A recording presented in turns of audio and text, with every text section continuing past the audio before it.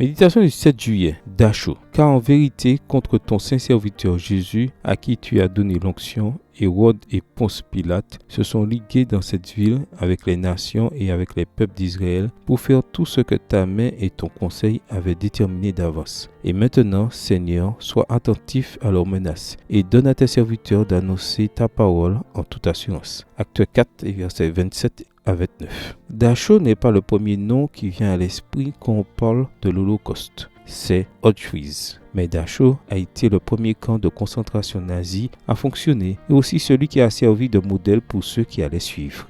Christian Roger, un ministre allemand, a été envoyé à Dachau pour s'être opposé à Hitler. Mais ses souffrances étaient telles qu'après seulement un mois à Dachau, sa foi était sur le point de s'effondrer. Comment un Dieu d'amour pouvait-il l'abandonner aux mains d'un régime aussi pervers et cruel? La réponse à ces doutes est venue un jour de juillet 1941, comme nous le raconte Philips Yancey. Yancey raconte qu'un mois à peine après avoir été emprisonné à Dachau, Rutger a reçu une lettre de sa femme. Après avoir parlé de diverses questions familiales, elle lui a laissé une référence biblique. Acte 4, les versets 26 à 29. Rutgers a immédiatement cherché le passage dans une Bible qu'il avait réussi à faire passer dans le camp. Il a lu notre texte pour aujourd'hui, mais n'y a pas trouvé beaucoup de sens. Cet après-midi-là, Rutgers devait justement faire face à l'expérience la plus dure de la vie dans le camp, l'interrogatoire. Comment l'expérience des apôtres pouvait-elle être un encouragement pour lui dans sa situation particulière? Lorsque le moment de l'interrogatoire est arrivé, Rutgers tremblait de peur. C'est alors que quelque chose d'étrange s'est produit. Par la porte de la salle d'interrogation, un prisonnier qui était également pasteur est sorti et, sans un mot, a placé un objet dans une des poches du manteau de Rutgers. Alors Rutgers est entré dans la salle d'interrogatoire